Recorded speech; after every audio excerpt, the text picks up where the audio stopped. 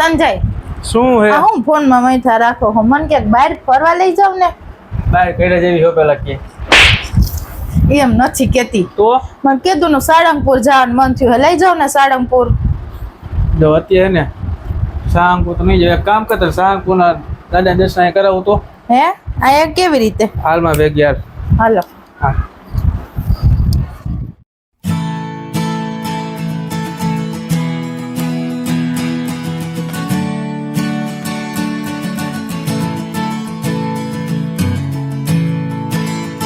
તમને ક્યાં લઈ આવ્યા હો મેં તને કીધું તું ને સાંગપુર દાદા દર્શન કરાવું જો આ મંદિર રહ્યું ને એ આ મંદિરમાં જ્યોત છે ને સાંગપુર થી લઈને અને દાદાની સ્થાપના કરી રહી હાલ તને દર્શન કરાવું જો હાલો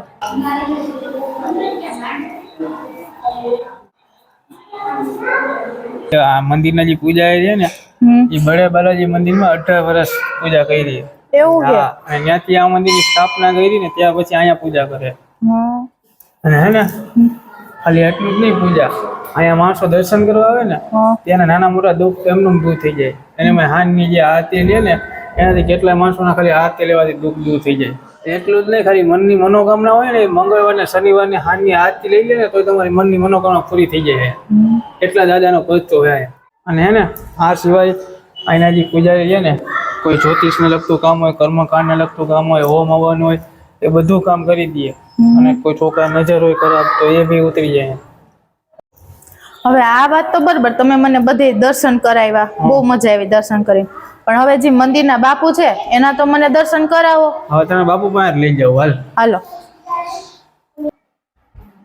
જો આ મંદિરના બાપુ છે તું કહેતી હતી ને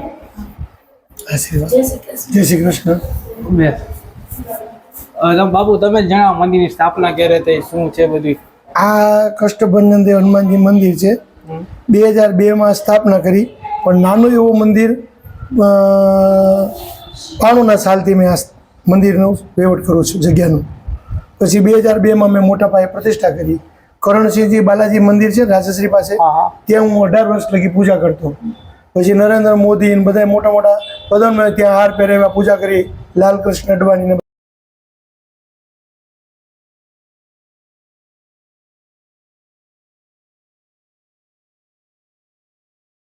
હનુમાન દાદાની મહેરબાનીથી બધું એમના કામ સફળ થયા એમને કીધું ભાઈ મારું કામ સફળ થઈ જાય મેં કીધું થઈ જાય હનુમાનજી પર ભરોસો રાખો કારણ કે હનુમાનજી એ નહીં છે ને આપણા છે બધાના છે તો બરોબર એટલે ભક્તિ થી શક્તિ છે જેવી ભક્તિ કરો તો શક્તિ મળે બરોબર બાકી દોરા ધાગાથી કઈ થાય નહીં પણ આ મંદિરે આપણે દર પૂનમ નાના નાના બાળકો જમાડી કે ને કે જ્યાં રોટલો ત્યાં ઓટલો ભગવાનને જ્યાં કટુક ભોજન કરાવીએ દર પૂનમે ગાયને લીલું નાખીએ પછી ગરીબ દર્દી હોય બીમાર માણસો હોય ક્યારેક આપણે થાય એવી સેવા કરીએ હા બરોબર છે પણ આ હનુમાનજીને મહારાજના એક એવું છે કે એ બધાને હું માનતાનું જ કહું 11 મંગળવાર કરો 5 મંગળવાર કરો શનિવાર કરો દર્શન કરો એને તમારું કામ થાય પણ જે દાણા જોવાથી કે એનાથી આપણને કોઈ ફાયદો થતો નથી આત્મવિશ્વાસ પ્રબળ આપણી આત્મવિશ્વાસ એ છે આપણું કામ સફળ થશે અને આની જોત સાળંગપુરથી લઈ આવ્યા છે આની જોત હું 3 દિવસે હાલીને સાળંગપુરથી આવેલો સાળંગપુરથી કરણસિંહજી બાલાજી આવ્યો બાલાજીથી અહીંયા લઈ આવ્યો ત્યારે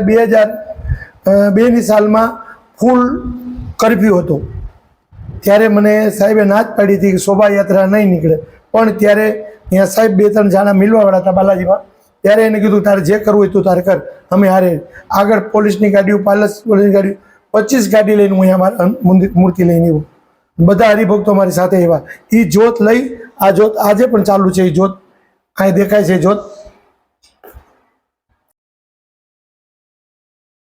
2002 થી આ જોત ચાલુ છે કોઈ દિવસ તેલ ખૂટતો જ નથી કોઈ દિવસ વેચાતો તેલ લીધું નથી કોઈ દિવસ આ મંદિરમાં પ્રસાદી લીધી નહીં કોઈ દિવસ અગરબત્તી લીધી નહીં કોઈ દિવસ ઘી લીધો નથી બધું જ આવી જાય છે પણ હનુમાનજી દાદાની એક એવું ચમત્કાર છે કે જે માણસોને સંતાન ન હોય જેની સગાઈઓ ન થતી હોય એ બધાના કામ અહીંયા હનુમાન દાદા કરે છે સગાઈ સગપણના જે કાર્ય હું અહીંયા કરું છું એ હનુમાન દાદાની મહેરબાનીથી બધાના કામ થાય એટલે પછી ઘીનો દિવેલ આપી જાય કોઈ અગરબત્તી આપી જાય કોઈ ફૂલના હાર ચડાવી જાય એ રીતે એના કામ પૂરા થાય શ્રદ્ધા પછી નાના નાના બાળકોને બાયું લેતી આવે રોતા રોતા લઈને આવે એ કહે દાદા દોરો કરી દો તો દોરો કરી દઉં તો છોકરા દાંત કાઢતા કાઢતા ઘરે જાય ત્યાર પછી ઘોડાની નાલ છે ઘર ઉપર કોઈની નજર હોય કોઈ કારખાનામાં નજર હોય તો ઘોડાની નાલ કાળી ચૌદસે સિદ્ધ કરીને હું આપું છું અહીંથી શ્રીયંત્ર ધનતેરસે સિદ્ધ કરું અને કાળા ઘોડાના 14મી દિવસે પૂજ કરું.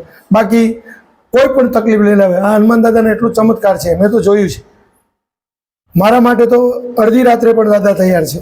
પ્રજાને પબ્લિકને પણ કહું છું, ભગવાનની ભક્તિ કરો, ભગવાનને ભજો. હું તો એક માર્ગી છું કે તમને રસ્તો બતાડું. આગળ કૂવો છે, પડવું ન પડવું તમારા હાથની વાત, પણ તમારા કુળદેવી તમારા સુરાપુરા, પછી હનુમાનજી, એને તમે ભજશો તો તમને ભક્તિનો ફળ મળશે. હા, આપણે હમણાં 14 તારીખે હનુમાન જયંતિ છે, 12 તારીખે શનિવારે અને પૂનમે, તે દિવસે 10 થી 15,000 માણસનું રસોડું છે.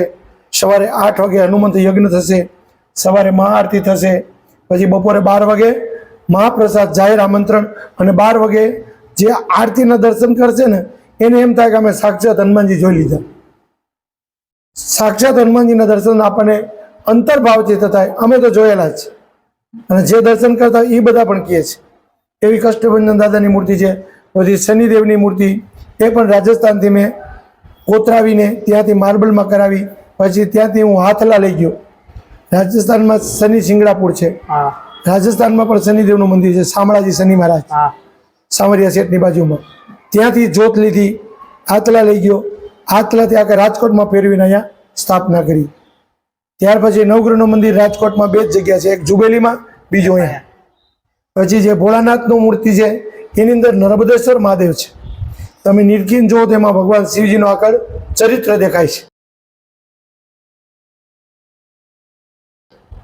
શિવલિંગની અંદર તમે નિરખીને જુઓ તો દેખાય, બાકી જેને ભાવ ન હોય એને ન દેખાય, ભાવ હોય એને દેખાય. ભક્તિ હોય એને ફળ મળે, ભક્તિ વગર ફળ મળતું નથી. પણ અહીંયા દરેક દુઃખનો નિવારણ થાય. એ દાદાની દયા. તો મિત્રો, આ છે કષ્ટભંજન હનુમાનજી મંદિર મવડી. આની આરતી જોવો એક સાક્ષાત હનુમાનજી તમને દર્શન થાય એવું લાગે છે.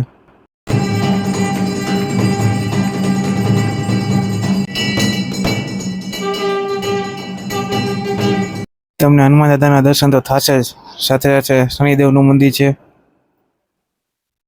એની સાથે રાજકોટમાં માત્ર 2 જ એવા નવગ્રહનું મંદિર પણ અહીં આવેલ છે. સાથે બાપા સીતારામ, ચિત્રામાં શંકર ભગવાન, અને બાજુમાં રામ દરબાર એવા રામ, લક્ષ્મણ, જાનકી, રાધા કૃષ્ણ અને વિષ્ણુ ભગવાનના દર્શન થઈ જાય છે. હા મિત્રો, એક વાત બીજી, હનુમાન જયંતિના દિવસે કાર્યક્રમ છે, તો જાહેર આમંત્રણ આવવાનું ના ભૂલે. અને સાથે સાથે 14 તારીખથી 20 તારીખ સુધી ભગવત સપ્તાહનો કાર્યક્રમ છે, તો અચૂક મુલાકાત લેજો.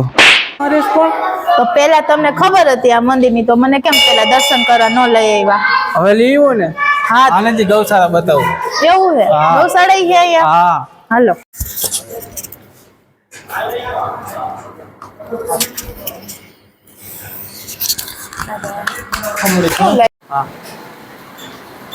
આવો, જય શ્રી કૃષ્ણ. જય શ્રી કૃષ્ણ. બાપુ એટલું બધું આ જમવાનું? હા, આપણે 12 તારીખે હનુમાન જયંતિ છે ને, તેથી 10-15 હજાર માણસનો બુંદી ગાંઠિયા અને ચૂરમાના લાડવા કાલ બનશે. બેનું આવશે સેવા કરવા. અને અત્યારે બુંદી ગાંઠિયા 100 કિલોની બુંદી, 100 કિલોના ગાંઠિયા બન્યા છે. ને આ અમારો રસોડો છે અહીંયા ગૌશાળાનું. ઘરનો રસોડો તો મંદિરમાં છે, અહીંયા ગૌશાળાનો રસોડો છે. આ બધા સેવા કરે છે. રણછોડ બાપા બાજુ જુઓ, આ દાદાની સેવા બહુ છે આપણા મંદિરમાં. દર પૂનમે બુંદી ગાંઠિયા એ જ બનાવે છે. નાના નાના ભૂલકાઓને બનાવીને જમાડે છે.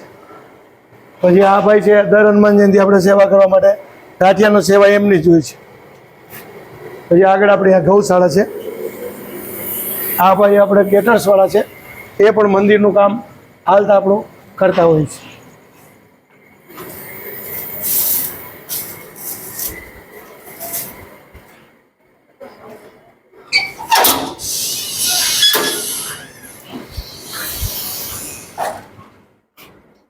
આ ગાયો બધી દેશી, હા, પણ આ ગાયનું દૂધ કોઈને શોખથી પીવા માટે નથી આપતું.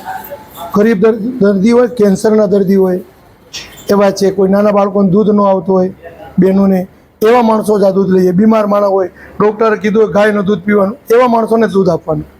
બાકી શોખથી કોઈ દૂધ પીવા માટે હોય તો એને નહીં દેવાનું. દેશી ગાયું છે બધે. ને એક નગરપાલિકાવાળાએ, મ્યુનિસિપાલિટીવાળાએ મને વરસાણા ચોકમાં પણ વાળો આપેલો છે. 15 ગાયો ત્યાં છે, 10-12 ગાયો અહીંયા છે.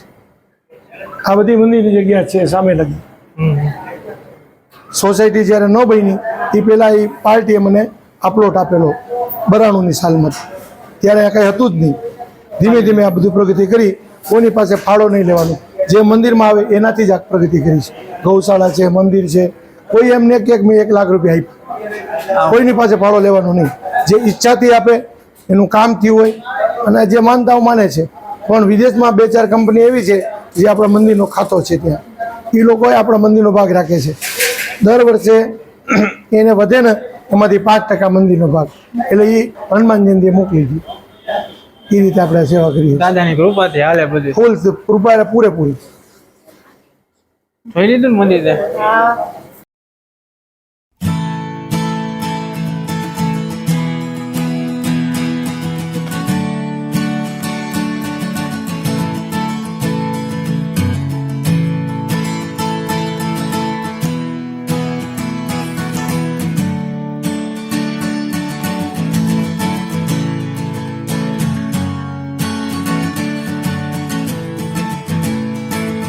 જોઈ લીધું ને મંદિર? હા તો જોઈ રોજ લીધું. દર્શન કરવા આવતી જાજો. હું તો આવતી જઈશ, પણ દૂર રહેતા હોય એને શું કરવાનું? દૂર રહેતા અને આપણા વિડીયોમાં નીચે ઇન્સ્ટાગ્રામ આઈડી આપેલું જ છે, રોજ લાઈવ ત્યાં આવે છે. એવું છે હા તો તમે રોજ જોતા રહેજો અને સાથે સાથે એડ્રેસ જણાવી દો. તો જોઈ લ્યો એડ્રેસ. ઓમનગર બસ સ્ટેન્ડ થી 40 ફૂટ રોડ ઉપર આગળ આવતા શાક માર્કેટ થી આગળ ન્યૂ રાજદીપ સોસાયટી શહેર નંબર 3 ની અંદર જતા જ ડાબી બાજુ આવી જશે દાદાનું મંદિર.